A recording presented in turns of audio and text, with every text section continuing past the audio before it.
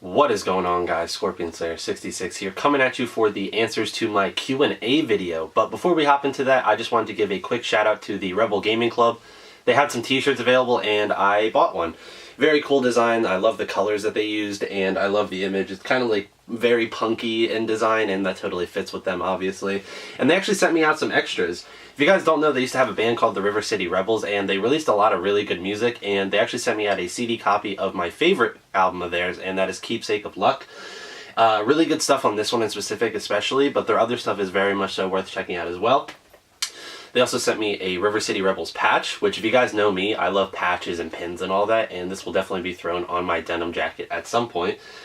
And last but not least, they sent me out some Rebel Gaming Club stickers, 4 of them, so one of them's probably going on my turntable and I'll throw them somewhere else. So thank you guys so much for the extras, and I will be rocking that shirt a ton. I really like the design of it. Hopping into the reason why you guys are all here, let's start answering these questions.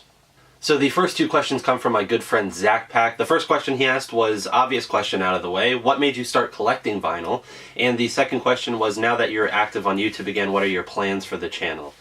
So to answer the first question, the reason why I got into vinyl, when I was younger, my aunt had a really large record collection, and every Christmas she used to let me play a specific album, and that really stuck with me a lot, and it just never popped into my mind to collect vinyl until I was like 13, 14, and then I started seeing it a lot more because that was when the vinyl boom started coming in, and it just really fascinated me because I had already started loving music, and it was just a way to show my love for music more and to kind of show support for the artists I love and also have a piece of them with me. It's just really cool to be able to like touch all my records and say I own these. So that was the main reason why I started collecting vinyl.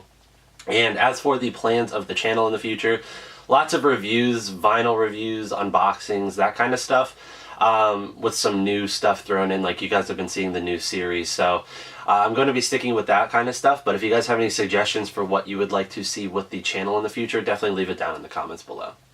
So the next question comes from Jesus R, and he asks, what genre do you collect vinyl the most for?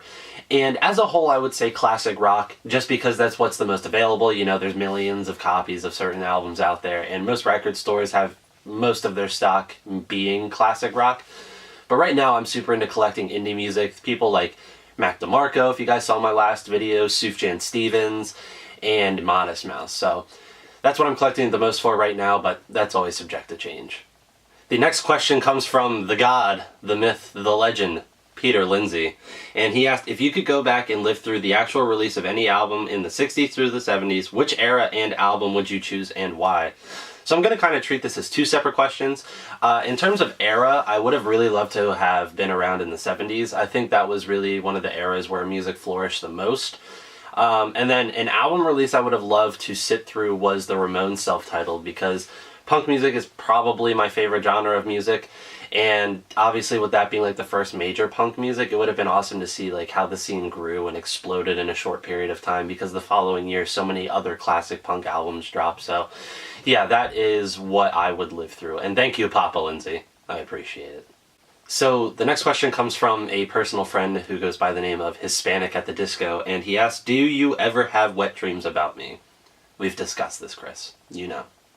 So my good friend the Georges, aka Christopher Hernandez, asked me a bunch of questions. The first one it being, what is the rarest vinyl you own? That would probably be either my DJ pressing of Captain Beefheart and his Magic Band's Trout Mask replica, or my Castlevania vinyl, which was limited to 666 copies, or my Green Day Warning pressing, which was limited to 300, but that's not really that expensive, so. His next question is, what is your favorite rap album of all time? And if you guys saw my top 10 albums of all time video, you will know that it is Kendrick Lamar's To Pimp a Butterfly. But some other ones that I recommend are GZA's Liquid Swords, A Tribe Called Quest, The Low End Theory, Kanye West Late Registration, stuff like that. I really like all genres of hip-hop, and those are some great ones. His next question was, what are your thoughts on Nickelback? Now, I don't think they're the worst band ever, but they're definitely so generic that I personally can't get into them, and a lot of the time they evade my mind as a band. So it's just one of those things where it's so generic that it's unbelievable for me to listen to. Then he asked me, are you into any international artists? There's a lot of like UK bands I'm into and stuff like that, but they're pretty closely related to America. I would say one of the only real international artists or bands that I'm super into is Björk. Obviously she's from Iceland and she has that very heavy accent. She's a fucking genius, so I guess that would be the biggest international artist I'm into. Then he asked, do I like vaporwave music? Now, vaporwave isn't a genre I've delved too heavy into, but Black Banshee's a really good vaporwave artist, and obviously Macintosh Plus has become like a meme, and it actually has some decent music on it, Floral Shop in specific, so yeah, I guess I like vaporwave, but it's something I haven't delved too deeply into. Getting down to his last two questions, the second to last one was, what is your favorite anime series of all time? Now, I don't know if this counts because it was only one season, but Cowboy Bebop is my favorite TV show of all time. But if we don't count that, then Dragon Ball Z for sure. But Cowboy Bebop, god damn, what a good show.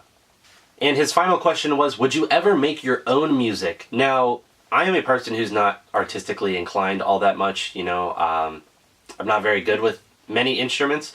But I would very much so be interested in producing other people's music because I'm very good with like production and mixing and all that kind of stuff.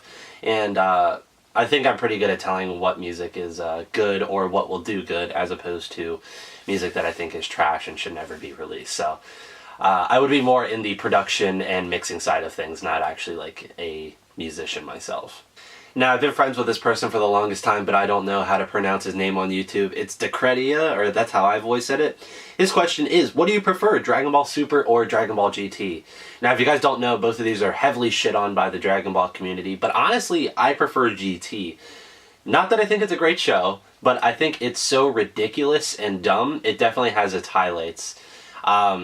Yeah, that show was just awful, and I'm glad it's not canon. But there's definitely some entertaining moments, and Dragon Ball Super is kind of just a retread of the same thing, which I think if you're going to do something, you should either be so bad that it's memorable, or so good that it's memorable, not just retreading the same steps and being boring and forgetful.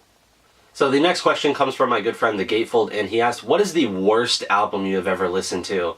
Now, two albums come to mind right away, and if you guys watch The Needle Drop, you probably know what I'm about to say. Miley Cyrus and the Flaming Lips, Miley and Her Dead Pets, or Kid Cudi's Speeding Bullet to Heaven. Now, I'm a big Kid Cudi fan. I love most of his work, but Speeding Bullet was an experience where I've tried going back to it multiple times, and I can't sit through it. I've listened to all the tracks individually, and I got almost all the way through once, but literally there was nothing appealing to that album. And obviously, Miley Cyrus is Miley Cyrus, and her working with the Flaming Lips in probably the worst time of their career isn't a great decision, so. Definitely one of my best friends on YouTube, Retro Games, Vinyl, and Beer, asked me a pretty funny question. If a slammin' babe wants you to come over and hang out, and bring over your favorite records, but she has a Crosley Cruiser, what are you gonna do? Now, I would probably say no, because my records mean more to me than hanging out with a hot babe, because I can go back and talk to these things and love and appreciate them. But a hot babe's only there once. So the final question comes from good old Crazy Joe, and his question was, can we hook up? Yes, no, maybe. Now, if you're as crazy as your name implies, I'm going to give you the yes, because if you're crazy outside of the bedroom, you're definitely crazy inside of the bedroom. Alright guys, so that was all of the questions I got. Not too many, but a lot of great questions, and thank you to anybody who submitted questions, and I hope you got the answers that you were looking for or learned a little bit more about me. So, again, thank you everybody. Let me know, guys, if you have any other questions for me down in the comment section. I'll just reply to you in the comments, and while you're down in the comments, hit that like button, subscribe if you haven't already. And until next time, guys, take care.